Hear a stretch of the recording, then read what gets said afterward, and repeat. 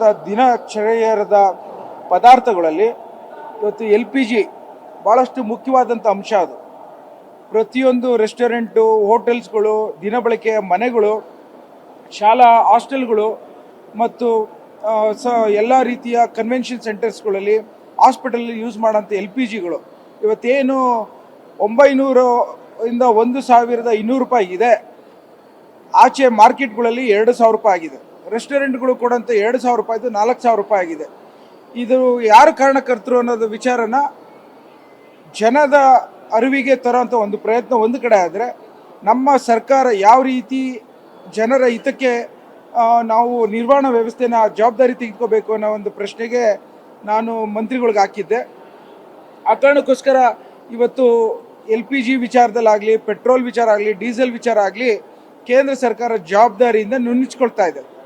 ಹೌದು, ಇವತ್ತು ಇರಾನು ಮತ್ತು ಅಮೇರಿಕಾದರ ಯುದ್ಧದ ಮಧ್ಯೆ ಏನು ಅಜ್ಮತ್ ಆ ಒಂದು ಕೆನಾಲಿಂದ ಬರೋಂಥ 40% ಶೇಕಡವಾರು ಆಯಿಲ್ ನಿಂತೋಗಿರೋಂಥ ಸನ್ನಿವೇಶದಲ್ಲಿ, ರಷ್ಯಾದಿಂದ 60% ಆಮದು ಮಾಡೋಂಥ ಸನ್ನಿವೇಶದಲ್ಲಿ ಅಮೇರಿಕಾದವರು 1 ತಿಂಗಳು ಆಮದು ಮಾಡಲಿಕ್ಕೆ ಅವಕಾಶವನ್ನು ಮಾಡಿಕೊಟ್ಟಿರೋಂಥ ಪ್ರಶ್ನೆ ಒಂದು ಕಾರಣ ಆಗಿದೆ. ಇವತ್ತು ವಿರೋಧ ಪಕ್ಷದವರು ಹೇಳಿದರು, ನೀವು ಪ್ರಶ್ನೆ ತೆಗೆದಿರೋ ಜೊತೆಗೆ ಯಾವ ರೀತಿ ಇದನ್ನು ಬದಲಾವಣೆ ಮಾಡಲಿಕ್ಕೆ ನಿಮ್ಮ ಸಲಹೆಗಳು ಏನು ಅಂತ ಕೇಳಿದ್ದಕ್ಕೆ, ಒಂದು, ಭಾರತ ದೇಶ ಸಾರ್ವಭೌಮತ್ವ ದೇಶ.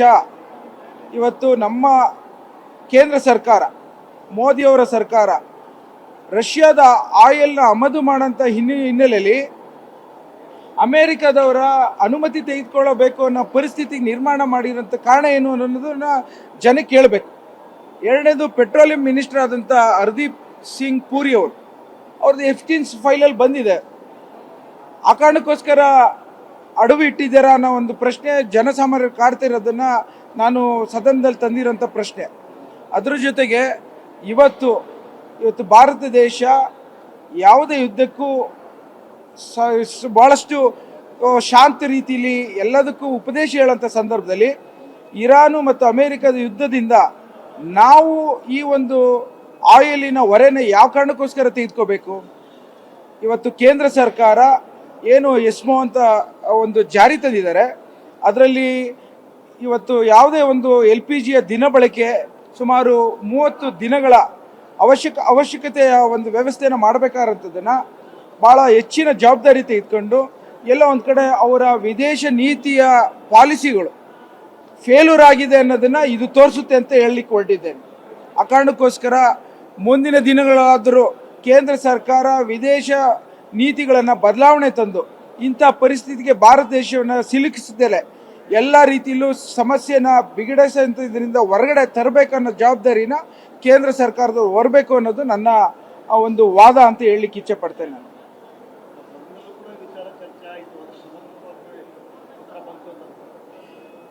ಈಗ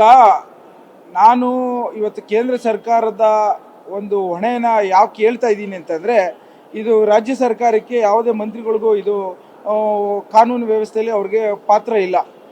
ನಾವುಗಳು ಇವತ್ತು ರಷ್ಯಾದಿಂದ ಏನು ಇಂಪೋರ್ಟ್ ಮಾಡ್ತಾ ಇದ್ದಾರೆ ಒಂದು ಆಮದನ್ನು, ಅಮೇರಿಕಾದವರನ್ನು ಧಿಕ್ಕರಿಸಿ ನಮ್ಮ ಸ್ವಾತಂತ್ರ್ಯವನ್ನು ನಿರ್ವಹಣೆ ಮಾಡಬೇಕಾದಂಥದ್ದು ಭಾರತ ದೇಶದ ಕೇಂದ್ರ ಸರ್ಕಾರ ಜವಾಬ್ದಾರಿ ಅಂತ ಒತ್ತು ಕೊಟ್ಟು ಹೇಳಲಿಕ್ಕೆ ಇಚ್ಛೆ ಪಡ್ತಾ ಇದ್ದೇನೆ.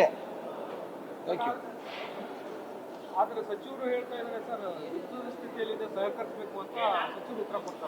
ಆ ವಿಚಾರದಲ್ಲಿ ನನಗೂ ಸಮಾಧಾನ ಇಲ್ಲ. ನಮ್ಮ ಸಚಿವರು ಹೇಳಿರೋಂಥ ಉತ್ತರ ನಾನು ಕೇಳ್ತಿರೋಂಥದ್ದು, ಇದು ಕೇಂದ್ರ ಸರ್ಕಾರದವರು, ಮೋದಿ ಸರ್ಕಾರದವರು ಜನಸಾಮಾನ್ಯರ ಕಷ್ಟ ಸುಖಗಳಿಗೆ ಉತ್ತರ ಕೊಡೋಂಥ ಕೆಲಸ ಮಾಡಬೇಕು.